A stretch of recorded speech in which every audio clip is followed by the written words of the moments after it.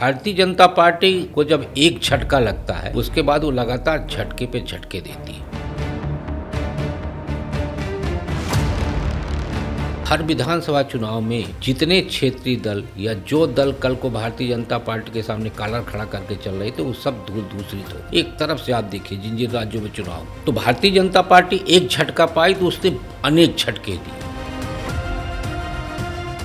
TMC की बात की जा रही है कि 20 सांसद टूट गए। भारतीय जनता पार्टी आसानी से उनको अपने साथ ले सकती है, लेकिन भारतीय जनता पार्टी भविष्य की राजनीति को देखते हुए उनको अपने साथ नहीं ले रही। तोड़फोड़ नहीं हो रही, ये सुविधा की पॉलिटिक्स है। जिसको जहां सुविधा दिखती है वो वहां जा। भारतीय जनता पार्टी का आप देखिए तूफान आया हुआ। विधानसभा चुनाव देखिए, स्थानीय निकाय चुनाव देखिए, पंचायत का चुनाव देखिए, नगर निगम का चुनाव देखिए, हर जगह भारतीय जनता पार्टी एक तरफा जीत हासिल कर। भारतीय जनता पार्टी ने उनको हल्दी चावल दिया था कि आप आइए। देखिए बिल गिरने के बाद से नहीं, चाणक्य तो तब से एक्टिव हैं जब 2024 का रिजल्ट आया था। वो खुद ही सांसद चाहते हैं कि भाई हम अपनी सल्तनत आपने विलय कर रहे हैं। राजवाड़ों के टाइम पे ये हुआ करता था कि छोटे राजा महाराजा बड़े राजा के शासन में कहते थे आप हमें विलय कर लो तो हमें संरक्षण मिलेगा। इस समय पर वही हो रहा है। भाई ये देखिए ना, प्रधानमंत्री जी पार्लियामेंट बनवा दिए, प्रधानमंत्री जी जो डिलिमिटेशन के हिसाब से सांसदों के रहने के लिए घर बनवा दिए और डिलिमिटेशन होगा नहीं। ऐसा हो सकता है क्या ये क्षेत्रीय दल बचेंगे भी आने वाले समय तक? 2029 का जब चुनाव आएंगे तो क्या सिर्फ राष्ट्रीय दल ही चुनाव लड़ रहे होंगे आपको लगता है? क्षेत्रीय दल टूटने का कारण क्या है? टूटने का कारण उन्हीं के लोग हैं, उसी परिवार के लोग हैं, कोई बाहर वाला नहीं तोड़ रहा। तो पॉलिटिशियन हमेशा धारा के साथ चलता है और इस समय जो कुछ भी हो रहा है वो उनको लग रहा है कि भारतीय जनता पार्टी की धारा के साथ चलो तो अपना राजनीतिक जीवन सुरक्षित रहे। मूल प्रश्न ये है कि भारतीय जनता पार्टी का अगला कदम क्या होगा उनके प्रति। तो मेरा अपना आकलन ये है कि भारतीय जनता पार्टी इनमें से छांटेगी कौन हमारे लिए उपयोगी है। तो भारतीय जनता पार्टी के सारे निर्णय दो लोग करते हैं।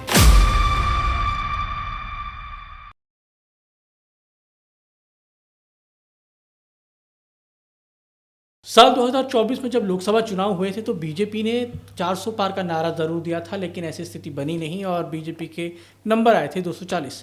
लेकिन अब ऐसा लग रहा है कि इस साल बीजेपी शायद उस कमी को पूरा कर लेगी, क्योंकि बहुत सारे दलों में टूट हो रही है और वो जो लोग टूट रहे हैं वो या तो बीजेपी में शामिल हो रहे हैं या बीजेपी को अपना समर्थन दे रहे हैं।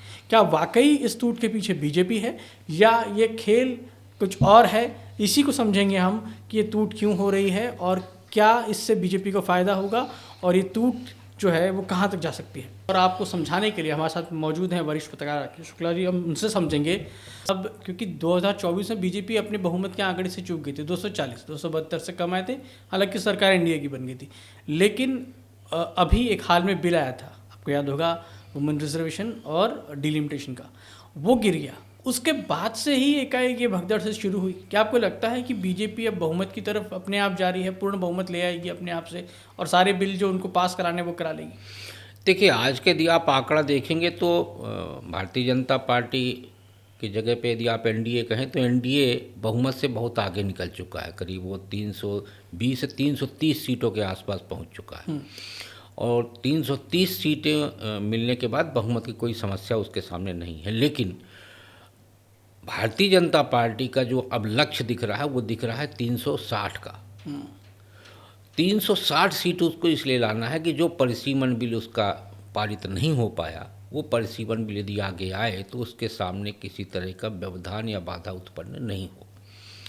जहाँ तक आप 24 की बात कर रहे हैं तो मेरा जितना अनुभव है, भारतीय जनता पार्टी को जब एक झटका लगता है उसके बाद वो लगातार झटके पे झटके देती है। 2024 में उसको एक झटका लगा, उसकी सीटें 240 पे समेट गई। एक ऐसा नैरेटिव विपक्ष ने बनाया संविधान बदल जाएगा और आरक्षण खत्म हो जाएगा। उसका नैरेटिव अच्छा खासा चला और विपक्ष को भी बहुत अच्छा सीटें मिली, नंबर मिले। करीब 230 के आसपास पहुंच गई और भारतीय जनता पार्टी जो 303 में थी वो 240 में आके टिक गई। उसके बाद आप देखिए 2024 के बाद से जितने विधानसभा चुनाव हुए, हर विधानसभा चुनाव में जितने क्षेत्रीय दल या जो दल कल को भारतीय जनता पार्टी के सामने कालर खड़ा करके चल रहे थे वो सब धूल दूसरित हो गए। एक तरफ से आप देखिए जिन जिन राज्यों में चुनाव हुआ तो भारतीय जनता पार्टी एक झटका पाई तो उसने अनेक झटके दिए। उसी तरह से पिछले सत्र में जब उसको परिसीमन बिल को लेके एक झटका लगा, तो अब आप देखिए लगातार झटके पे झटके राजनीतिक दलों को लग रहे। भारतीय जनता पार्टी बहुत चतुराई से काम करती है। भारतीय जनता पार्टी साफ तौर पे ये देखती है कि किनको हमें लेना और किनको हमें नहीं लेना, यानी राजनीतिक लाभ और हानि ये दोनों की गणना करके गुणा गणित लगा के भारतीय जनता पार्टी पॉलिटिक्स करती है। अब जैसे टीएमसी की बात की जा रही कि 20 सांसद टूट गए, भारतीय जनता पार्टी आसानी से उनको अपने साथ ले सकती है, लेकिन भारतीय जनता पार्टी भविष्य की राजनीति को देखते हुए उनको अपने साथ नहीं ले रही। इसलिए वो भागम भाग फिल्म आई थी 2006 में। तो आज टीएमसी के सांसद बिल्कुल भागम भाग फिल्म के कैरेक्टर की तरह दिख रहे हैं, कहीं यहाँ जा रहे, कहीं वहाँ जा रहे, कहीं वहाँ जा रहे, कहीं पे भी वो टिक नहीं पा रहे। अब उनके सामने रास्ता ये है कि जिस घर से वो निकले उस घर में वापसी नहीं हो सकती और नया घर मिल नहीं रहा। तो हर दिन एक नया एपिसोड, आज उस घर में बैठे दिख रहे, आज उस घर में बैठे दिख रहे, आज वहाँ दिख रहे। अब स्थिति ये है कि वो जाएं कहाँ। भारतीय जनता पार्टी उनको इसलिए नहीं ले रही क्योंकि भारतीय जनता पार्टी अब बंगाल की पॉलिटिक्स से बाहर नहीं होना चाहती। अच्छा। और जो सांसद जीते हुए हैं उन सांसदों के खिलाफ ही भारतीय जनता पार्टी की जीत वहाँ हुई, उन विधायकों के खिलाफ ही भारतीय जनता पार्टी को वहाँ जीत हासिल हुई। यानी जन विश्वास को किसी तरह की ठेस ना पहुँचे और जनता ये ना सोच ले कि भारतीय जनता पार्टी भी अन्य दलों की तरह है। इसलिए जो 80 में से 60 विधायक टूटे वो एक अलग दल बना रहे हैं, और जो 20 सांसद टूटे हैं 28 में से वो अपना अलग ठिकाना ढूंढ रहे हैं। भारतीय जनता पार्टी उनको अपने साथ नहीं ले रही, लेकिन उनके पास भारतीय जनता पार्टी का सपोर्ट करने के अलावा कोई रास्ता नहीं। अब शिवसेना की हम बात करें तो जब 2022 में शिवसेना टूटी थी तो टूटने के बाद 13 सांसद तो चले आए थे, 6 को वेटिंग में रख दिया था एकनाथ शिंदे ने, वो उस समय भी आ सकते थे। और सांसद तो शिवसेना के 2019 में तब टूटने के लिए तैयार बैठे हुए थे जब उद्धव ठाकरे जी एनसीपी और कांग्रेस के साथ गठबंधन करके मुख्यमंत्री बने थे। क्योंकि शिवसेना एक वैचारिक पार्टी है, वैचारिकता उसकी हिंदुत्व की है, और जैसे ही आप हिंदुत्व की प्लेटफॉर्म को छोड़ के और कांग्रेस एनसीपी के साथ गए, उसी समय उसी हिंदुत्व की बुनियाद पे पले बढ़े, यानी बाला साहब ठाकरे के टाइम पे जिन लोगों ने राजनीति शुरू की शिवसेना की, उनके मन में एतराज़ आया और वो शिवसेना छोड़ने के लिए तैयार हो गए थे। लेकिन तब वही शिवसेना इसलिए नहीं छोड़े क्योंकि उनको ठिकाना नहीं मिला। लेकिन वही एकनाथ शिंदे हिंदुत्व की ध्वजा लेके और उद्धव ठाकरे से अलग हो गए और सक्सेस हुए। सक्सेस मैं इसलिए कहूँगा कि उसके बाद जो भी चुनाव हुआ उसमें एकनाथ शिंदे के समर्थन में शिवसेना के मतदाता, कार्यकर्ता, समर्थक आए और उनको जितवाए। अभी हाल के विधानसभा चुनाव में देखिए उद्धव ठाकरे की स्थितियाँ क्या थी और एकनाथ शिंदे की पार्टी की स्थितियाँ क्या थी। स्थानीय निकाय चुनाव में देखिए, चाहे वो पंचायत का चुनाव हो चाहे नगर निगम का चुनाव, एकनाथ शिंदे के साथ वो सारा शिवसेना का वोट शिफ्ट हो गया जो हिंदुत्व की बुनियाद पे था, और उद्धव ठाकरे कहीं ना कहीं पद के लोलुप व्यक्ति साबित हो गए। तो शिवसेना के जो 6 बचे हुए हैं उनमें 1-2 को छोड़ दिया जाए तो अपने आप बाकी आ जाएंगे, वो भी तैयार बैठे हुए हैं। तो तोड़फोड़ कहाँ हुई? तोड़फोड़ जैसी कोई चीज़ प्रफुल्ल जी नहीं है। ये सिर्फ हम लोग क्या है राजनीतिक तौर पे शब्दावली हम लोगों ने ढूंढ रखा है पत्रकारों ने कि तोड़फोड़ हो रही। तोड़फोड़ नहीं हो रही, ये सुविधा की पॉलिटिक्स है। जिसको जहाँ सुविधा दिखती है वो वहाँ जाता है। वो राजनीति में जैसे खाने में नमक स्वाद अनुसार, वैसा राजनीति ज़रूरत अनुसार। हाँ बिल्कुल। तो उनको लगता है कि भाई अब आप 71 का याद करिए, 1971 में जब इंदिरा जी ने कांग्रेस को तोड़ा तो कांग्रेस को तोड़ने के बाद जब उन्होंने नई कांग्रेस की बुनियाद रखी तो पुरानी कांग्रेस के अनेक सांसद इंदिरा जी के साथ चले गए। तो क्या इंदिरा जी ने तोड़ा था? मैं नहीं मानता। इंदिरा जी ने कोई तोड़फोड़ नहीं की थी, क्योंकि इंदिरा जी के नेतृत्व पे उनको विश्वास था पुराने कांग्रेस के सांसदों को कि यदि इंदिरा जी के साथ हम रहेंगे तो हमारा भविष्य सुरक्षित रहेगा। इसलिए वो पुरानी कांग्रेस छोड़ के नई कांग्रेस में इंदिरा जी के साथ गए। तो आज जो लोग छोड़ के आ रहे हैं अनेक दलों से भारतीय जनता पार्टी या एनडीए के साथ, तो वो तोड़फोड़ का हिस्सा नहीं है। वो इसलिए आ रहे हैं क्योंकि उनको भी लगता है कि नरेंद्र मोदी जी और अमित शाह जी के नेतृत्व में हमारा भविष्य सुरक्षित रहेगा, और फिर हम वहीं पे आते हैं कि उनका अपना वोट और भारतीय जनता पार्टी का वोट उन्हें सांसद और विधायक बनाएगा। इसी योजना के तहत वो पुराने दल को छोड़ के और नए ठिकाने पे आ रहे हैं। सर, जैसा आपने भी कहा कि अभी हाल में जो परिसीमन का बिल था और वुमेन रिजर्वेशन का बिल था वो गिर गया, बीजेपी इस सदमे को शायद बर्दाश्त नहीं कर पाई और अब झटके लग रहे हैं। तो क्या आपको लगता है कि कहीं ना कहीं बीजेपी की शय हो सकती है इसमें? इसको पूरे को अगर आप देखें तो जो तृणमूल कांग्रेस के सांसद हैं उनको साथ में नहीं लिया, लेकिन उनको एक पार्टी में पार्क कर दिया, क्योंकि नेताओं से तो मिल रहे थे, बीजेपी के नेताओं से। यदि मैं आपके यहाँ स्टूडियो में आया हूँ तो क्या आप हमें भगा देंगे? नहीं। देखिए, राजनीति में क्या होता है कि क्या भूपेंद्र यादव, शुभेंदु अधिकारी या निशिकांत दुबे यदि तृणमूल कांग्रेस के बागी सांसदों के घर पे जाके चर्चा करते तो हम ये कहते कि तोड़फोड़ हो रही, ये तोड़ने पहुँचे हुए। यदि वो बागी सांसद इनके पास आ रहे हैं और इनसे कह रहे हैं कि हमें ठिकाना दीजिए, तो क्या वो उनको अपने घर से भगा देंगे? नहीं भगाएंगे। फिर जो आप कह रहे हैं कि क्या भाजपा की सह हो सकती है, देखिए भारतीय जनता पार्टी तो इस समय पर मजा लेनी पार्टी बन गई है। वो बैठ के मजा ले रही, उथल पुथल तोड़ फोड़। जब तूफान आता है तो तूफान में फिर इंसान देखता है कि हमें कोई भी एक सहारा मिल जाए, तो सांप को भी वो रस्सी समझ के पकड़ लेता है। फिर उसके मन में ये भय नहीं होता कि सांप हमें काटेगा या नहीं काटेगा। इस समय पर भारतीय जनता पार्टी का आप देखिए तूफान आया हुआ है। विधानसभा चुनाव देखिए, स्थानीय निकाय चुनाव देखिए, पंचायत का चुनाव देखिए, नगर निगम का चुनाव देखिए, हर जगह भारतीय जनता पार्टी एक तरफा जीत हासिल कर रही। तो ऐसे में जो जिस दल में है उसके मन में एक डर या खतरा है कि आने वाले विधानसभा चुनाव या आने वाले लोकसभा चुनाव में हमारी स्थितियां इस पार्टी में तो ठीक नहीं रहेंगी। तो हमें यदि स्थिति ठीक करना है तो किसके साथ चलना पड़ेगा? हवा के साथ चलना पड़ेगा। जैसे कहते हैं कि यदि आप नदी में हैं तो यदि आप बहाव के साथ बहेंगे तो आप बच जाएंगे, यदि आप धारा के विपरीत चलेंगे तो आप थक जाएंगे और मर जाएंगे। तो पॉलिटिशियन हमेशा धारा के साथ चलता है, और इस समय जो कुछ भी हो रहा है वो उनको लग रहा है कि भारतीय जनता पार्टी की धारा के साथ चलो तो अपना राजनीतिक जीवन सुरक्षित रहेगा। तो आपको लगता है कि मतलब इसमें सिर्फ ये हेल्पिंग हैंड दे रही है बीजेपी? बिल्कुल। अब ये बताइए कि आम आदमी पार्टी के सांसद जो है वो स्वेच्छा से आम आदमी पार्टी छोड़ के आए और आने के बाद वो भारतीय जनता पार्टी ज्वाइन कर लिए। तो क्या भारतीय जनता पार्टी ने उनको हल्दी चावल दिया था कि आप आइए? क्यों? राघव चड्ढा का अरविंद केजरीवाल जी के प्रति कितना प्रेम है ये तो उसी समय स्पष्ट हो गया था जब वो जेल गए थे, वो विदेश में बैठे हुए थे। जो संदीप पाठक पूरी आम आदमी पार्टी की पॉलिटिक्स तय करते थे, उस संदीप पाठक के साथ केजरीवाल जी ने क्या व्यवहार किया होगा जिसकी वजह से उनके जैसा वफादार व्यक्ति आम आदमी पार्टी छोड़ने के लिए तैयार हुआ।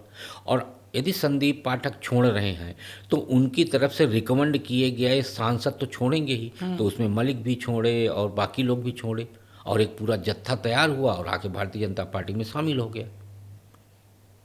तो भारतीय जनता पार्टी में जिस पार्टी के पंजाब में 2 विधायक हैं, उस आम आदमी पार्टी जिसकी सरकार है उसके 7 सांसद आम आदमी पार्टी छोड़ के 2 विधायक वाली पार्टी में क्यों शामिल हुए? आप ये बताइए, क्या उनका स्वार्थ होगा या नहीं होगा? बिल्कुल। ये भारतीय जनता पार्टी का स्वार्थ तो नहीं है कि भारतीय जनता पार्टी सरकार बना लेगी तो इसलिए उसके साथ चले जाओ। उनका अपना स्वार्थ था, तो अपने स्वार्थ के लिए वो आम आदमी पार्टी छोड़ के भारतीय जनता पार्टी में शामिल हुए। और उसको हम ये चश्मा लगा के दिखाने का प्रयास करें कि भारतीय जनता पार्टी तोड़ के ले आई।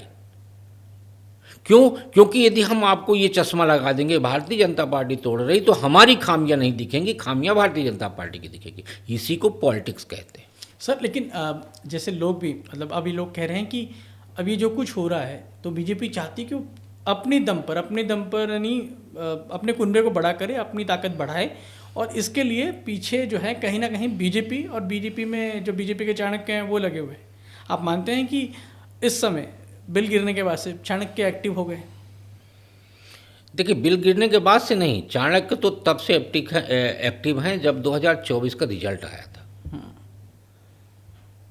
क्या होता है वो अफसोस नहीं मनाते। भारतीय जनता पार्टी के मैं लंबे समय तक कवर किया, भारतीय जनता पार्टी कभी शांत नहीं बैठती, वो 24 घंटे एक्टिव मोड में रहती है और ना शांत बैठते हैं और ना किसी को बैठने देते हैं। तो उनके यहाँ देखिए, उनके यहाँ लगातार प्रोग्राम तय होता है। प्रोग्राम हुआ कि हमें ये मंडल स्तर पे, जिला स्तर पे, प्रदेश स्तर पे और राष्ट्रीय स्तर पे ये पूरी कार्य योजना पार्टी कार्यालय में बनी और सबको सर्कुलेट हो गई, सबको ये काम करना है। वो सारा फिर पार्लियामेंट्री पार्टी की जो बैठक होती है उसमें प्रधानमंत्री जी की तरफ से कहा जाता है कि भाई सांसद जो है अपने जब सत्र खत्म हो जाएगा उसके बाद आपको अपने संसदीय क्षेत्र में ये काम करना है। तो जनप्रतिनिधि और संगठन ये दोनों एक्टिव रहते हैं भारतीय जनता पार्टी के, वो सत्ता में हो तो और विपक्ष में हो तो वो जब जो दल 24 घंटे एक्टिव रहेगा, हरकत में रहेगा, उसका मतदाताओं के साथ तो संपर्क बना ही रहेगा। तो चाणक्य की जो बात आपने किया, तो जब चाणक्य के सामने थाली में परोसे हुए सांसद आ रहे हैं तो बताइए चाणक्य को फिर सल्तनत जीतने के लिए युद्ध करने की क्या आवश्यकता है। तो सारे सांसद तो एक से एक व्यंजन की तरह थाली में, कोई सोने की थाली में, कोई चांदी की थाली में, ये सारे सांसद आ रहे हैं ना उनके पास। तो युद्ध क्यों लड़ेंगे? वो खुद ही सांसद चाहते हैं कि भाई हम अपनी सल्तनत आपने विलय कर रहे हैं। राजवाड़ों के टाइम पे ये हुआ करता था कि छोटे राजा महाराजा बड़े राजा के शासन में कहते थे आप हमें विलय कर लो तो हमें संरक्षण मिलेगा। इस समय पर वही हो रहा है कि जो छोटे छोटे दल हैं उनके सांसद जो उपेक्षा महसूस कर रहे हैं, उनको लगता है कि आप हमें अपने सल्तनत में विलय कर लीजिए तो हम सुरक्षित रहेंगे। यही हो रहा है। अब आप किस रूप में करेंगे ये आप तय कर दीजिए कि हमको अपने भारतीय जनता पार्टी में सम्मिलित करेंगे, अलग दल के रूप में करेंगे, लेकिन संरक्षण आपका चाहिए। तो भारतीय जनता पार्टी अनेक छाता खोल के हर छाता के नीचे एक गुट को खड़ा कर रही है। जैसे आम आदमी पार्टी के लोगों को ले लिया, टीएमसी को नई पार्टी बना के दे दी, और शिवसेना से जो बागी हुए उनको शिवसेना शिंदे में दे दिया। सबको एक एक छाता उन्होंने दे दिया कि आप रहिए, ये हमारा छाता है। इसलिए क्या होता, पहले ध्वज लगता था कि जैसे यदि आपने किसी राजा के शासन में विलय कर लिए तो आपके किले पे उस राजा का ध्वज लग जाएगा। तो ध्वज लगने के कारण आसपास के राजाओं को ये संदेश चला जाता था कि ये उस राजशाही के साथ विलय कर चुका राज्य है, इसलिए उस पर आक्रमण मत करना, क्योंकि बड़ा राजशाही जो है वो आपको जीने नहीं देगा, नाराज हो सकता। तो जो छाता है वो भारतीय जनता पार्टी का छाता लगा के जब आप उसके नीचे खड़े होंगे तो दूसरे लोग आपकी तरफ नज़र उठा के देखने की हिम्मत नहीं करेंगे कि भाई साहब ये भारतीय जनता पार्टी के छाता के नीचे है। तो ये संरक्षण होता है, और वो उन्हें जो संरक्षण चाहिए वो भारतीय जनता पार्टी अलग अलग रूप से दे रही है। सर अब क्या होगा फिर, आगे क्या होगा? आपको क्या लगता है अभी जो 2.5 साल बचे हैं, क्या इस दौर में आप देखते हैं कि आने वाले समय में और भी ऐसे टूट होंगी? जितनी टूट हो सकती है वो राजनीति में होती रहती है।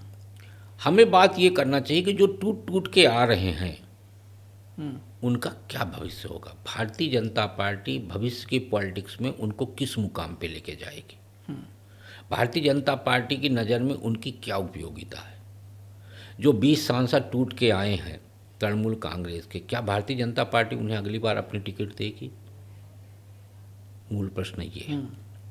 या जो भी किसी भी दल से टूट के जो राज्यसभा से 7 आए हैं, अब 60 विधायक जो टूट के आए हैं, भारतीय जनता पार्टी 200 से ज़्यादा विधायक जीत चुकी है बंगाल में, तो क्या उन 60 लोगों को अपने लोगों की टिकट काट के देगी? ये मूल प्रश्न ये है कि भारतीय जनता पार्टी का अगला कदम क्या होगा उनके प्रति। तो मेरा अपना आकलन ये है कि भारतीय जनता पार्टी इनमें से छांटेगी कौन हमारे लिए उपयोगी है। सबके साथ सबको समाहित वो नहीं करेगी। तो जो बेदाग होंगे, जो उपयोगी होंगे, वो भारतीय जनता पार्टी उनको छांट के लेगी। जैसे आप फल छांटते हैं कि टोकनी में रखे हुए फल में से आप अच्छे छांट के कहते हैं इसको दे दो। भारतीय जनता पार्टी आगे विधानसभा लोकसभा चुनाव में यही करेगी कि जो भी टूट के आ रहे हैं उनको वो छांटेगी, और छांट के जो उसके लिए उपयोगी होंगे, जो बेदाग होंगे, उनको रखेगी, उनको राजनीति में आगे बढ़ाएगी, और बाकी ईश्वर के भरोसे जिएंगे। तो वो लोग जो आ रहे हैं इस उम्मीद में कि संरक्षण मिल जाएगा, बने रहेंगे सत्ता में, उनका क्या होगा जो नहीं जा पाएंगे? देखिए, राजनीति तो उम्मीद पे चलती है, और ये उसी उम्मीद के साथ आ रहे हैं कि सबके मन में यही उम्मीद है कि हमें तो छांट के रखेंगे वो। भविष्य उनको लगा कि जिस पार्टी हम हैं वहाँ तो भविष्य तुरंत चौपट होने वाला है, लेकिन यहाँ तो कम से कम 3 साल का भविष्य अभी बचा हुआ है। 2-2.5 साल तो बचा ही है। तो 2.5-3 साल के भविष्य, यानी कि जो आपका आगे का पीरियड है वो ठीक रहे, तो वर्तमान की जगह पर उन्होंने भविष्य को देखा और वो पार्टी छोड़ के आ गए। तो इसलिए आगे क्या होगा 3 साल के बाद उसकी चिंता उनको नहीं, लेकिन आज जो होने वाला है वो चिंता उनके लिए ज़्यादा ये भी सता तो रही। कहा जा रहा है ना सर कि ईडी, सीबीआई, इनकम टैक्स, ये सबका डर दिखाया जाता है, फिर उनको तोड़ने पर मजबूर किया जाता है। मतलब ऐसा अपोजिशन पार्टीज कहती हैं कि डरा धमका के पार्टी छुड़वाई जाती है। आपको लगता है क्या ऐसा होता होगा? और ऐसा होता होगा तो फिर पहले कांग्रेस ने क्यों नहीं किया जब बीजेपी अपोजिशन में थी तो? देखिए 140 करोड़ की आबादी है, उसमें करीब 99 करोड़ के आसपास मतदाता हैं। अब 99 करोड़ मतदाताओं में यदि आप देखेंगे तो ईडी और आपके सांसद जो हैं वो 700-750-800 करीब हैं, राज्यसभा लोकसभा का मिला के। अब 700-800 सांसदों में आप देखिए कि बामुश्किल 200 सांसद ऐसे हैं जो डरे सहमे रहते हैं ईडी और सीबीआई से। तो भाई आप ऐसा करते ही क्यों करते हो? आप तो चुनाव किस लिए लड़ रहे? समाज सेवा करने के लिए। तो यदि आप समाज सेवा करने के लिए चुनाव लड़ रहे हैं तो फिर 100 से 50 करोड़ रुपए क्यों खर्चा कर रहे हैं आप? वो 100-50 करोड़ रुपए में भी समाज सेवा हो सकती है, लेकिन नहीं, आपको सांसद बनना है, उसके लिए आप खर्च कर रहे हो। आपका जो कुल मिला के 5 साल की सैलरी और भत्ता उत्ता सब मिलता है वो करीब 3 करोड़ या उसके आसपास बनता होगा। तो 5 साल में 3 करोड़ की सैलरी के लिए आप 100 करोड़ नहीं खर्चा कर रहे। इसका मतलब ये हुआ कि 100 करोड़ रुपए आप खर्चा कर रहे हैं, उसको या तो 200 करोड़ बनाना है या 500 करोड़ बनाना है। बिल्कुल। तो जब आप 100 करोड़ खर्चा करके 500 करोड़ बनाने जाओगे तो ईडी और सीबीआई का डर तो सताएगा। लेकिन जो 100 करोड़ खर्चा नहीं कर रहा, जो जिसको पब्लिक चुन के दे रही है, 25 लाख 30 लाख जो पार्टी की तरफ से आ रहा है उसको खर्चा कर रहा है और कोई अनैतिक कार्य नहीं कर रहा, कोई ऐसा कृत्य नहीं कर रहा, तो वो आज भी निर्भीक भाव से पॉलिटिक्स कर रहा है, उसको बिल्कुल ईडी सीबीआई का कोई डर नहीं। तो ये जो नैरेटिव बनाया जा रहा है ये उन्हीं डरे सहमे लोगों की तरफ से बनाया जा रहा है। बाकी के लिए तो मैं तो कह रहा हूँ ना कि यदि ईडी सीबीआई इतनी ताकतवर है तो सबके घर में छापा क्यों नहीं डालती? हम आप सीधा सवाल करते हैं, सब कुछ करते हैं, हमें आपको तो डर नहीं लगता? नहीं। तो ये क्यों कहा जाता है कि भाई यदि सत्ता से सवाल करोगे तो ईडी सीबीआई आ जाएगी? नहीं आती ना। ईडी सीबीआई उसी घर में जाती है जिस घर में उसको गंध मिलती है।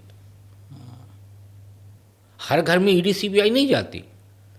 नहीं तो ईडी सीबीआई यदि हर घर में जाए तो सारे सांसदों को अभी तक जेल में होना चाहिए, सारे उद्योगपतियों को जेल में होना चाहिए और आम नागरिक को तो 24 घंटे डर के रहना चाहिए कब ईडी सीबीआई आ जाए।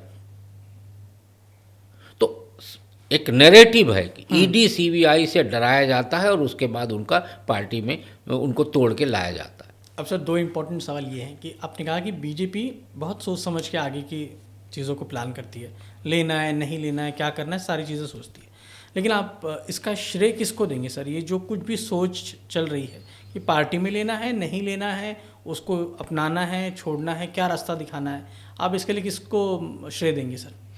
देखिए मेरे पास जो जानकारी उसके हिसाब से भारतीय जनता पार्टी के सारे निर्णय 2 लोग करते हैं, माननीय प्रधानमंत्री जी और माननीय गृह मंत्री जी, और दोनों के आपसी सलाह से ही निर्णय होता है कि हमें आगे क्या करना है। तो मुझे लगता है कि इन सबका भविष्य का फैसला भी इन दोनों की सलाह पे ही निर्भर होगा कि क्या करना है क्या नहीं करना है। तो संख्या बल बढ़ जाए और अपना सारा काम निपट जाए, इसके लिए संख्या बल दुरुस्त करने का जो प्रबंधन है वो अमित शाह जी देख रहे, लेकिन वैचारिक रूप से हमें किसको आगे लेके चलना है और किसको छोड़ना है, इसमें कहीं ना कहीं माननीय प्रधानमंत्री नरेंद्र मोदी जी का सुझाव ज़्यादा महत्वपूर्ण। अब आपको लगता है कि सर जो बिल रिजेक्ट हो गया, मतलब जो हाउस में पास नहीं हो पाया नंबर्स की वजह से, बीजेपी बहुत जल्दी इसी सेशन में लेकर आ सकती है उसको नंबर्स के लिहाज से? देखिए भारतीय जनता पार्टी यदि अभी बिल लेके आएगी तो यही कहा जाएगा कि ये तोड़फोड़ भाजपा ने कराया अपना बिल पास करने के लिए। तो भारतीय जनता पार्टी कब क्या करने वाली है ये किसी को पता नहीं होता। आपका धारा 370 का जब बिल आया तो किसी को पता था क्या? नहीं पता था। तो इसी तरह से बहुत सारे ऐसे बिल हैं जो आए और किसी को पता नहीं चला, जब बिल सबमिट हुआ तब सबको पता चला कि ये बिल आया हुआ है। उसी तरह से जो डिलिमिटेशन का बिल भी जब आएगा तो जब सदन में रखा जाएगा तब पता चलेगा कि ये बिल आ चुका है। अभी तो आपके डीएमके को भी आना है, जेएमएम को आना है, एनसी को आना है, ये सब लोग अभी एनडीए का हिस्सा बनने वाले हैं। आपको ऐसा लगता है कि ये तीनों? नहीं, हमको लगता नहीं है, उनको लग रहा कि हमें एनडीए के साथ जाना चाहिए। क्यों सर, ऐसा क्यों? देखिए डीएमके के सामने आज कोई विकल्प नहीं बचा है। डीएमके को लड़ना है जोसेफ विजय से। और जोसेफ विजय से वो बिना केंद्र सरकार के सपोर्ट के नहीं लड़ सकते, क्योंकि कोई भी संगठन बिना पावर के लड़ाई नहीं लड़ सकती। तो आज उसे ज़रूरत है पावर की। तो स्टेट का पावर उसका छीन चुका है। कांग्रेस के ऊपर उन्होंने सीधे सीधे आरोप लगाया कि आपने धोखा दिया, पीठ पे छुरा भोंका है। भारतीय जनता पार्टी से उनके पुराने रिश्ते रहे, AIADMK से पहले DMK के साथ ही उनका गठबंधन रहा। तो आज DMK को NDA का हिस्सा बनने में कोई गुरेज नहीं होगा। अब NDA का हिस्सा बनने के लिए या तो आप NDA में शामिल हो जाइए या NDA के सपोर्टर हो जाइए। देखिए, दो परिदृश्य होते हैं। तो यदि आप NDA के सपोर्टर हो गए, यानी आप कहोगे मुद्दा आधारित समर्थन हमारा रहेगा, तो डीलिमिटेशन पे DMK का सबसे ज़्यादा एतराज रहा।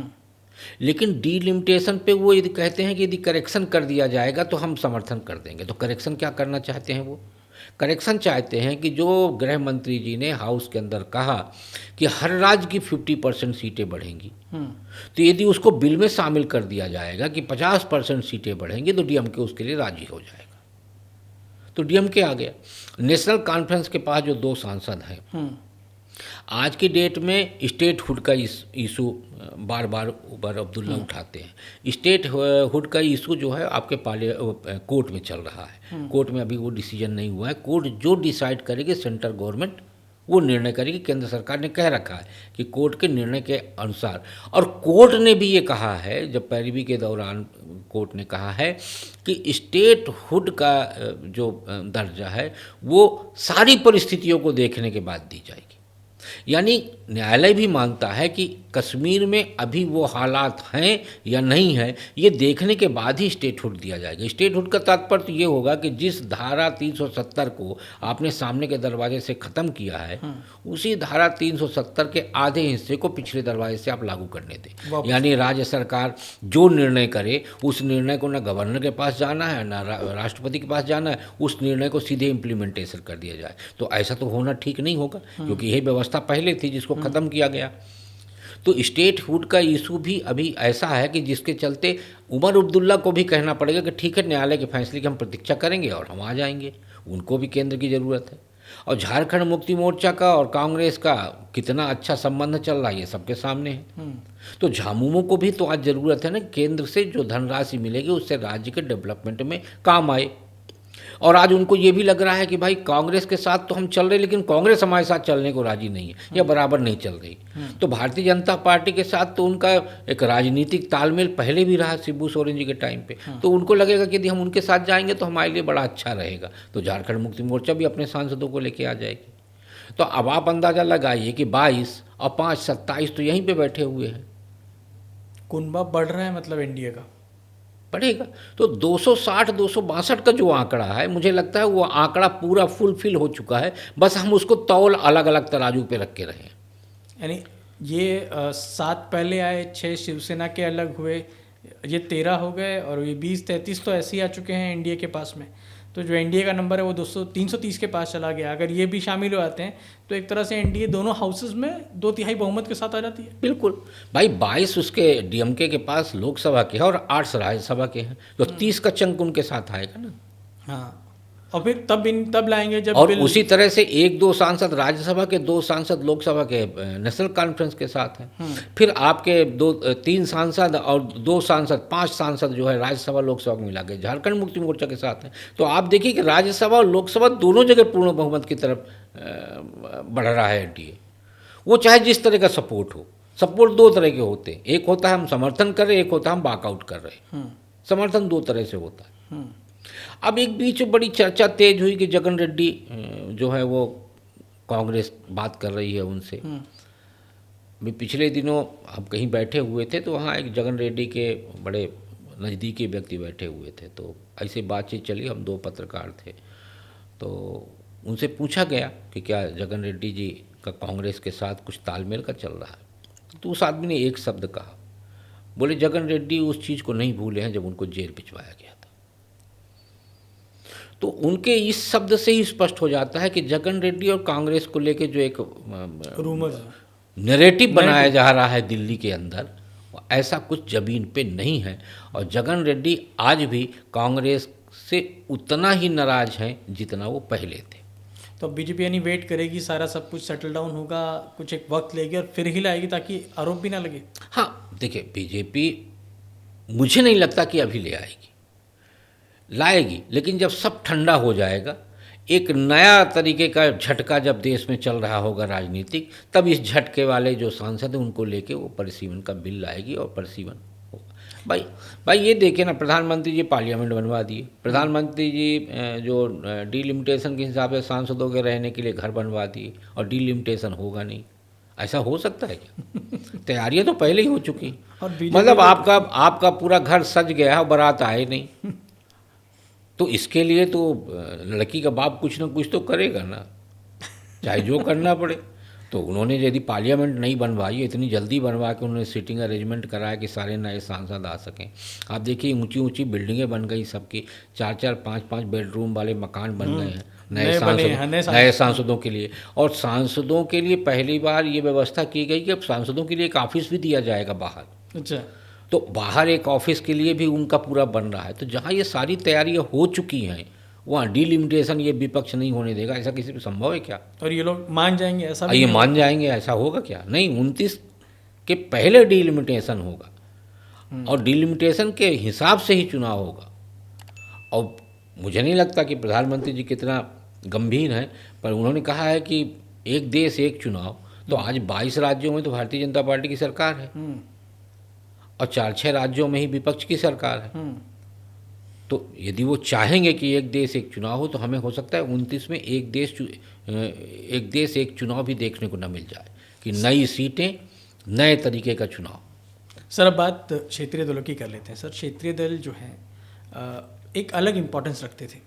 आपने देखा होगा जैसे महाराष्ट्र में एनसीपी एक बहुत बड़ी पार्टी हुआ करती थी, उनके कई विधायक और सांसद चुन के आते थे। शिवसेना भी थी, समाजवादी पार्टी उत्तर प्रदेश में, बहुजन समाज पार्टी भी थी, हालांकि राष्ट्रीय दर्जा भी मिला हुआ था बहुजन समाज पार्टी को।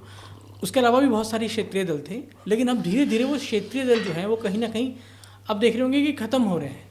उनके जो लोग हैं, जो विधायक हैं, सांसद हैं, वो टूट रहे हैं। आप इसके लिए कैसे देखते हैं इसको? क्या आपको लगता है ये वो क्षेत्रीय दल सिर्फ अपने फ़ायदे के लिए आए थे, या वो अपने को सत्ता में ही पाना चाहते थे, जो लोग उस दल से जुड़े हुए थे?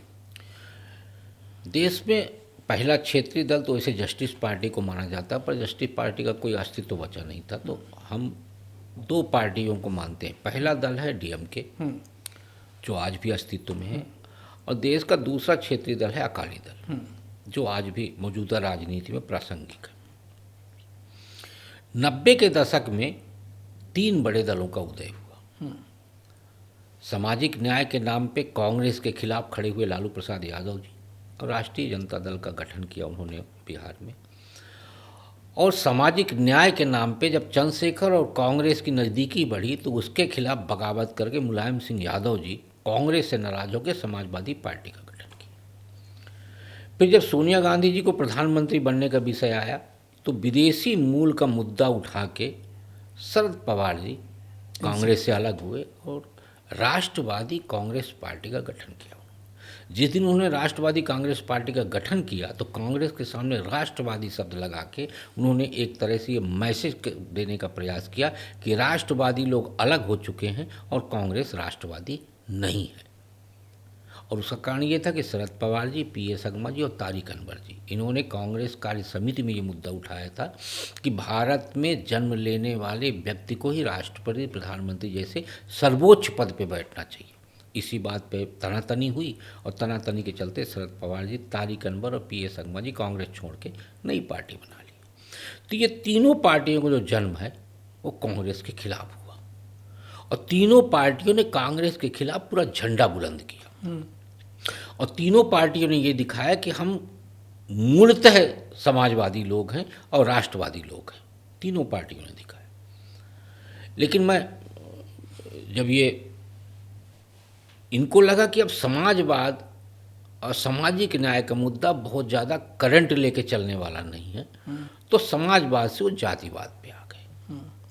और उन्होंने जातिवाद पे फोकस किया कि मेरी जाति और एक ऐसी जाति जो कांग्रेस को छोड़ के आ सकती है, उस जाति को लिया जाए।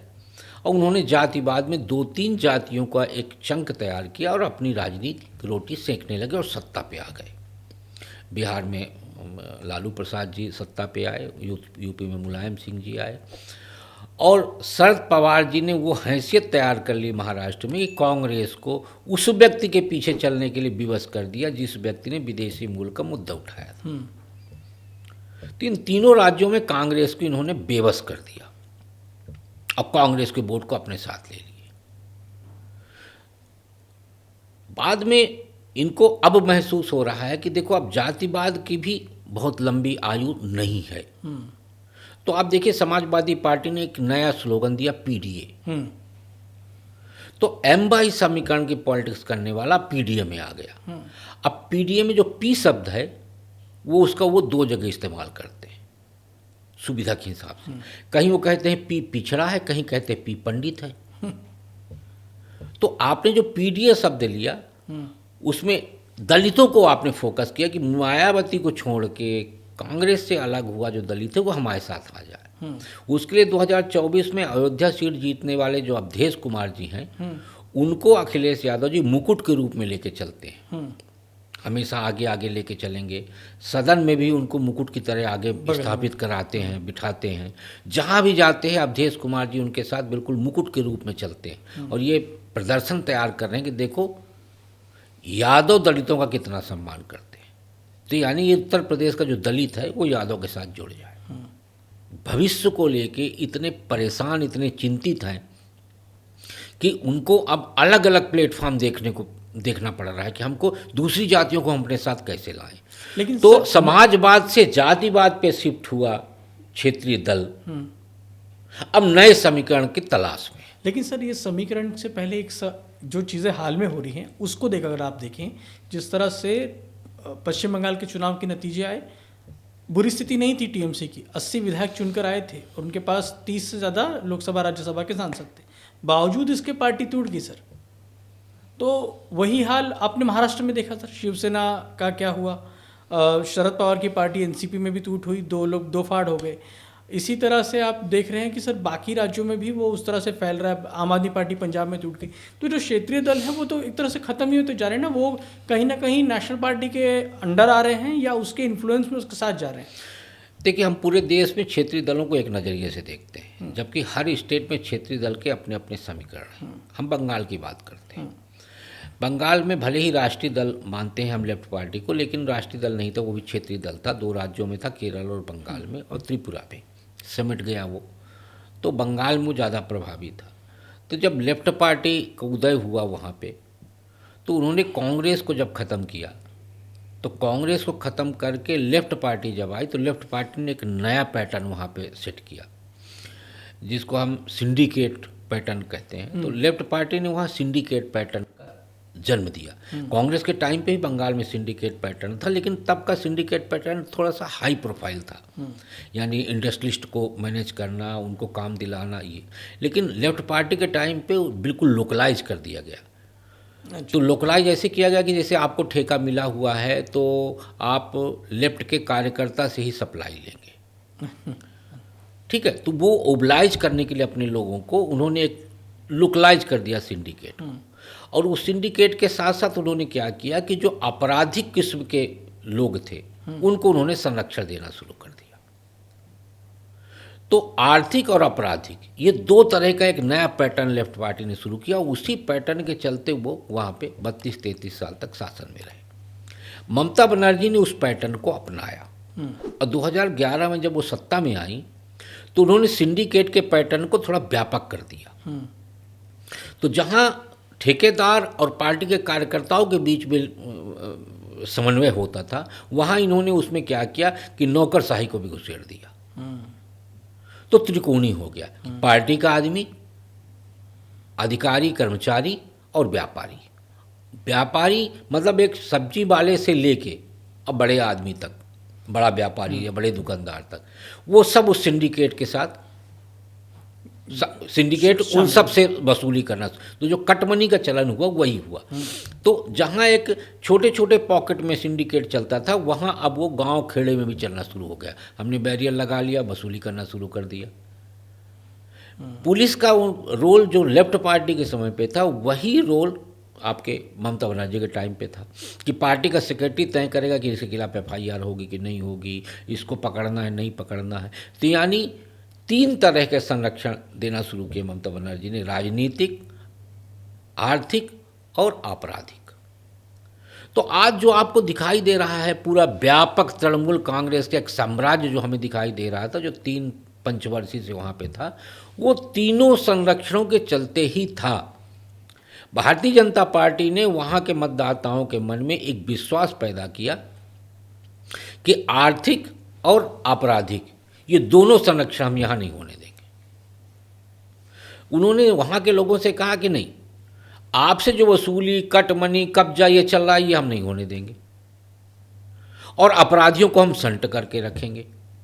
तो चुनाव में सबसे पहले उन्होंने क्या दिखाया, सीआईएसएफ का बेड़ा पड़ा वहाँ पे और मतदाता निर्भीक भाव से चुनाव में मतदान करने गया।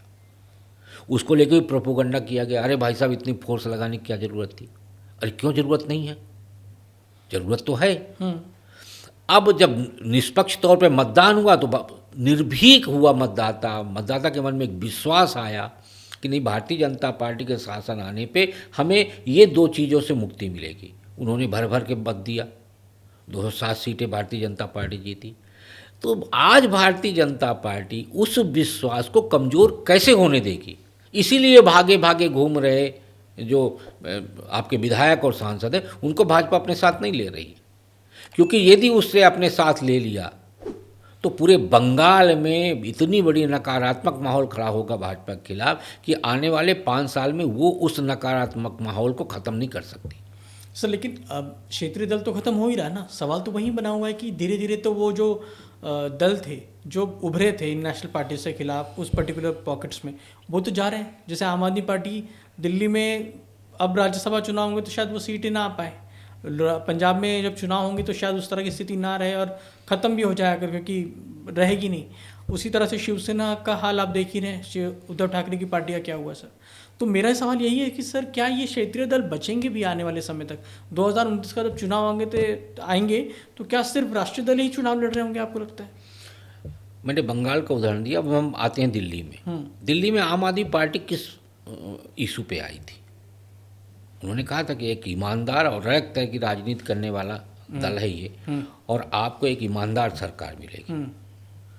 आप भी दिल्ली में थे, मैं भी दिल्ली में था, कि रात में 11 बजे तक मतदाता मतदान करने गया था पोलिंग बूथ पे। जो अंदर पहुंच गया था वो मतदान करके निकला था। पोलिंग बूथ पे आम आदमी पार्टी के पास कोई पोलिंग एजेंट नहीं था, यानी दिल्ली की जनता चुनाव लड़ी आम आदमी पार्टी के रूप में और आम आदमी पार्टी को सर्वाधिक सीट जीत के दिया। क्या हुआ?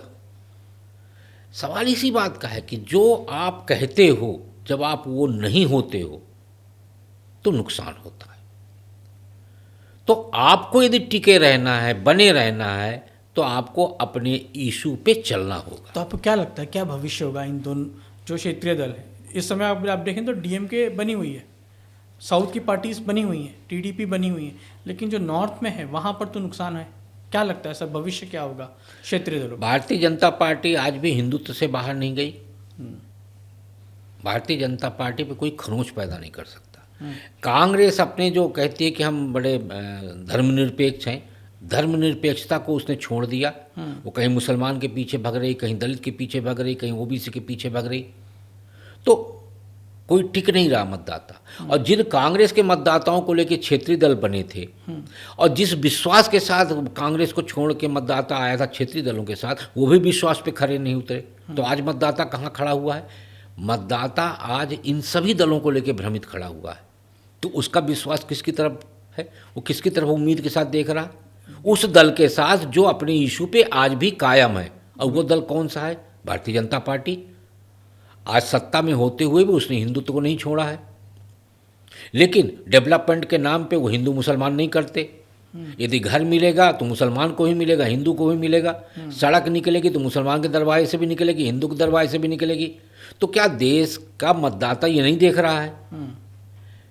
तो जब देश का मतदाता ये देख रहा है तो वो जो कांग्रेस को छोड़ के जिस विश्वास के साथ क्षेत्रीय दलों के साथ वो आया, यदि विश्वास की कसौटी पे आप खड़े नहीं उतरेंगे तो मतदाता तो आपको छोड़ के जाएगा ना।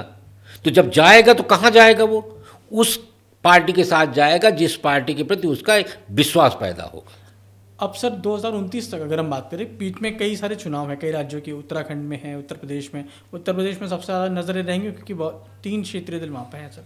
तो आपको क्या लगता है सर 2029 तक भी क्षेत्रीय दल बच पाएंगे, रीजनल पार्टीज बच पाएंगी बहुत सारी, या बीजेपी के संरक्षण को, झंडे को अपना लेंगे ये लोग? नहीं, देखिए, राजनीति में भविष्यवाणी नहीं करना चाहिए कि कौन सा दल बचेगा कौन सा दल जाएगा। बहुजन समाज पार्टी तो लगातार पराभव में चल रही है, लेकिन आज भी बहुजन समाज पार्टी के पास अपना वोटर है। अकाली दल किस हैसियत में खड़ा हो गया, लेकिन उसके बाद भी आज उसके पास है। महबूबा मुफ्ती की पार्टी भी आज जीवित है। तो ये कहना कि नहीं बिल्कुल ख़त्म हो जाएंगे, मैं ये भविष्यवाणी नहीं कर सकता, लेकिन इनके कमज़ोर होने का कारण ये खुद है, और यदि अपना कोर्स करेक्शन नहीं करते तो ये लगातार कमज़ोर होंगे। और कोर्स करेक्शन कैसा होगा? कोर्स करेक्शन ये होगा कि आज लोगों के मन में ये आ गया है कि आपकी पार्टी में आपका परिवार का ही बर्दाश्त रहेगा, और आपकी पॉलिसी ऐसी होगी जो आपको सूट करेगी। यानी जनता को सूट करने वाली पॉलिसी नहीं होना, परिवार को प्रथम पंक्ति में रखना। ये बात अब लोग बहुत जागरूक हो चुके हैं और उनकी समझ में आ गया है, हर पार्टी में यही है। तो इसलिए मतदाता उनके साथ रहेगा, लेकिन बहुत कम होता जा रहा है। आपको लगता है कि कोई अपना करेक्शन कर रहा है इसको लेकर, देख के? करेक्शन किया ना, मैं बताया ना, ये आपको उत्तर प्रदेश का मैंने उदाहरण दिया कि अखिलेश यादव वही करेक्शन करने में लगे हुए हैं कि 27 के पहले हम ये कोर्स करेक्शन कर लें। तो एमवाई को छोड़ के वो पीडीए में आ गए हैं। पीडीए में उनको थोड़ा सा फ़ायदा मिला 2024 के लोकसभा चुनाव में। उनको लगता है कि फिर से इस पर करंट पैदा किया जाए, तो पी को वो 2 रूप में ले रहे, पिछड़ा और पंडित। तो कोर्स करेक्शन वो कर रहे, लेकिन दिक्कत वहाँ पे ये है कि जहाँ वो जिस राज्य में कोर्स करेक्शन कर रहे हैं, वहाँ तो सबसे बड़ा चेहरा ऐसा व्यक्ति है कि जिसके सामने सारे करेक्शन फेल हो जाते हैं। भाई, योगी आदित्यनाथ जी के पास एक ऐसा मंत्र है हिंदुत्व का कि जो 80-20 का आंकड़ा कर देता है। तो उनके साथ पिछड़ा भी जुड़ा हुआ है, उनके साथ ब्राह्मण भी जुड़ा हुआ है, राजपूत तो जुड़ा ही हुआ है, बाकी दलित भी उनके साथ जुड़ा हुआ है। क्योंकि वहाँ सबसे बड़ा मुद्दा ये है कि उत्तर प्रदेश का चुनाव सुख और दुख पे होना है। सुख दुख सुख दुख पे ऐसे होना है कि जो आज दुखी है वो सुख की लालसा रख रहा, यादव और मुसलमान, उसको लगता है कि समाजवादी पार्टी की सरकार आ जाएगी तो हमारा दुख दूर हो जाएगा और हम सुख में चले जाएंगे। हम फिर वही सारा कुछ करेंगे जो पहले 12 से 17 के बीच में कर चुके हैं। और जो सुखी है उसको लग रहा है कि यदि समाजवादी पार्टी की सरकार आ गई तो हमारा दुख का दिन शुरू हो जाएगा। वो उसके दुख से डर रहा है, वो उसके सुख से डर रहा है। तो ये जो उत्तर प्रदेश का चुनाव सुख दुख में है, तो कोई अपना सुख क्यों खत्म करेगा? तो दुख वाले सोच रहे कि भाई किसी भी तरह से लोगों को मना पटा के और इस दुख से बाहर जाया जाए, फिर देखेंगे आगे क्या होता। और सुख वाले सोच रहे कि इनको लाते ही हमारा दुख शुरू हो जाएगा, तो ये ना आने पाए। तो ये सुख दुख का जो खेल है ना, तो सुख दुख के खेल में बाबा आगे चल रहे, क्योंकि वो सुखदायी वर्ग एक बड़ा है और दुखदायी वर्ग छोटा है। तो सुखदायी वर्ग नहीं चाहता कि हमारा सुख छीने, इसलिए इनका सारा कोर्स करेक्शन वहीं पे फेल होता दिख रहा है अखिलेश जी का। सर एक आपने नोटिस किया होगा कि जो दल एनडीए के साथ में है, क्षेत्रीय दल, जैसे अपना दल हो गया, असम गण परिषद हो गया, या जो शिवसेना है शिंदे गुट वाली, या एनसीपी है जो अजित पवार ने अलग करके बनाई थी, अब उनकी बीवी उसको लीड कर रही है सुनीता पवार, या उसी तरह के जो छोटे छोटे दल हैं जो एनडीए के साथ हैं वो हैं, लेकिन वो सिर्फ उतने पावरफुल नहीं जितना कभी वो हुआ करते थे। आपको लगता है कि क्या कभी वो अपनी वो जो ताकत थी वो वापस हासिल कर पाएंगे, या फिर आने वाले वक्त में ये भी धीरे धीरे, क्योंकि यहाँ पे भी फैमिली फर्स्ट ही दिखती है सर। हम शुरू करते हैं जयंत चौधरी से। हाँ, आरएलडी भी थी। तो लोक दल समाजवादी पार्टी का 2 भाई थे, जयंत चौधरी और अखिलेश यादव जी, और चुनाव में ऐसा दिखाया गया कि भाई इन दोनों की वजह से उत्तर प्रदेश में भारतीय जनता पार्टी की वापसी नहीं होनी है। पश्चिम उत्तर प्रदेश का राजा माना जाता था अजीत सिंह जी को, चौधरी चरण सिंह, फिर अजीत सिंह और जयंत सिंह। लेकिन 12 से 17 के बीच में जो पश्चिम उत्तर प्रदेश में दंगा हुआ, उस दंगे ने जाट और मुसलमान के सारे समीकरण को बिगाड़ दिया। तो जब ये अखिलेश यादव के साथ जयंत जी गए तो जाट उनके साथ नहीं गया, और वही बात उनकी समझ में आ गई कि जाट हमारे पिताजी को हरा चुका है और जाट लोकदल को हरा चुका है। यदि हम अखिलेश के साथ लंबे समय तक रहे तो हमारे पास कोई ज़मीन नहीं बचेगी। उन्होंने तुरंत कोर्स करेक्शन किया और एनडीए में आ गए। एनडीए में आते उनका क्या हुआ, जाट उनके बराबरी पे खड़ा हो गया, उनको पद भी मिल गया, राज्य में भी उनको सत्ता में सहभागिता मिला और केंद्र में भी सत्ता में सहभागिता मिला। और साथ ही अब उनको इस बात का पूर्ण विश्वास है कि आने वाले लोकसभा चुनाव में भी उनका खाता खुलेगा, नरेंद्र मोदी के नाम पे उनकी पार्टी भी जीतेगी। अब यूपी में ही अपना दल में आ जाइए तो अनुप्रिया पटेल क्या उस हैसियत की नेता हैं कि वो अपने दम पे चुनाव जीत सकती हैं? आप याद करिए 2022 के चुनाव के ठीक पहले अनुप्रिया पटेल जी की तरफ से एक मैसेज दिया गया कि अपना दल अलग हो जाएगा, अपना दल अलग चुनाव लड़ेगा। क्यों? उनको सीट बढ़ाना था। लेकिन भारतीय जनता पार्टी की तरफ से कोई रिएक्शन नहीं आया, क्योंकि भारतीय जनता पार्टी को पता है कि आप अलग हो जाएंगी, आप अलग से चुनाव लड़ेंगी तो आपका राजनीतिक अस्तित्व खत्म हो जाएगा। बाद में सब मिल के लड़े, जो सीटें उनको दी गई उस सीटों पे वो लड़े, उनको जितवाया गया, उनके विधायक भी बनाया गया, फिर एमएलसी बना के उनके पति को मंत्री बनाया गया, वो केंद्र में मंत्री बनी। लेकिन अब उनके सामने एक नया खतरा पैदा हो गया है। उनके सामने नया खतरा पैदा हो गया है उनकी बहन पल्लवी पटेल। बाबा अब उनके सिर पे हाथ रख दिए। तो यदि अनुप्रिया पटेल थोड़ा भी इधर उधर करेंगी तो पल्लवी पटेल को वो आगे कर देंगे। तो अनुप्रिया पटेल के पास भी कोई रास्ता नहीं है भारतीय जनता पार्टी को छोड़ के जाने, क्योंकि मिर्ज़ापुर सीट पे वो अपने नाम से नहीं जीतती हैं, भारतीय जनता पार्टी के नाम पे जीतती हैं, अपना दल के कारण नहीं। सोनेलाल के नाम पे जितना राजनीति करनी थी तो माँ बेटी दोनों कर चुके हैं, अब नहीं कर। अब नहीं। फिर अब आप आ जाइए एनसीपी की बात आप कर रहे, तो एनसीपी में एक टाइम था कि जब शरद पवार जी की तूती बोलती थी। लेकिन वहाँ पे हुआ ये कि शरद पवार जी ऊपर के पॉलिटिक्स में चले गए तो नीचे के जो स्टेट की पॉलिटिक्स है वो अजीत पवार जी के हाथ में चली गई।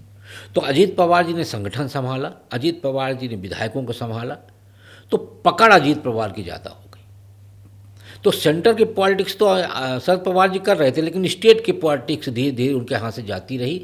उन्होंने बेटी को जरूर स्टेट पॉलिटिक्स में डालने का प्रयास किया, लेकिन बेटी उतनी बेहतर मुझे लगता है नहीं थी कि जिसकी वजह से वो स्टेट पॉलिटिक्स को अपने हाथ में ले सके। तो पूरी एनसीपी अजीत पवार के हाथ से हैंडल होने लगी, तो टूटने में कोई दिक्कत नहीं हुई।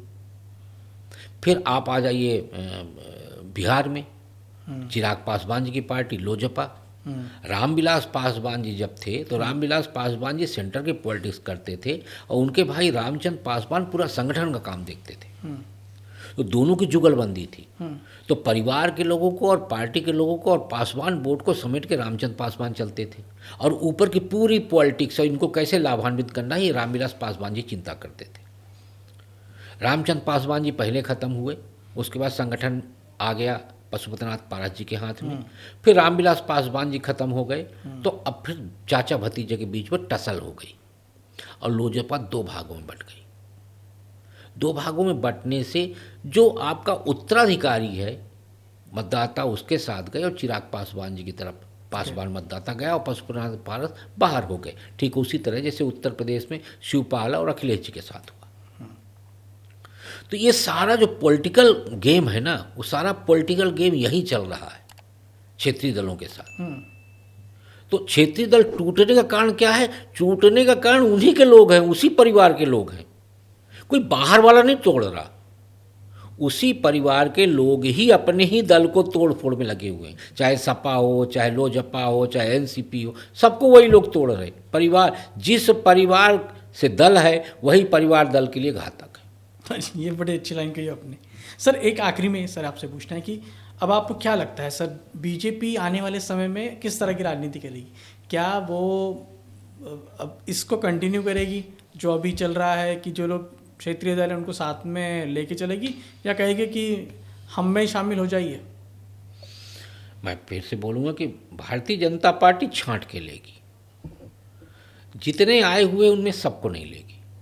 क्या दल, मतलब जैसे मैं पार्टी के मर्जर्स की बात कर रहा हूँ, जैसे एक कहा जा रहा था बीच में कि उपेंद्र कुशवाहा से कहा गया कि पार्टी को मर्ज करा दीजिए, ऐसा हो सकता है कि आने वाले समय में जो क्षेत्रीय दल हैं, क्योंकि टीएमसी के भी बारे में खबर आई थी बीच में कि कांग्रेस में मर्ज करने के लिए कहा था, क्या आपको लगता है कि बीजेपी भी ऐसा कर सकती है, या कांग्रेस भी आने वाले समय में अगर कुछ लोगों को बचना है तो ऐसा कर सकती है? नेशनल पार्टीज छोटी पार्टीज को निकल जाएंगी? देखिए, ऐसे दलों को अपने में मर्ज करेगी जिन दलों से उनको खतरा नहीं है। खतरा से तात्पर्य मेरा ये है कि रिएक्शन नहीं होगा निगेटिव स्टेट पे। जैसे कल कोई ज़रूरत पड़ेगी तो अपना दल जो अनुप्रिया जी वाला है वो इसमें आने में कोई दिक्कत नहीं होगी बीजेपी को।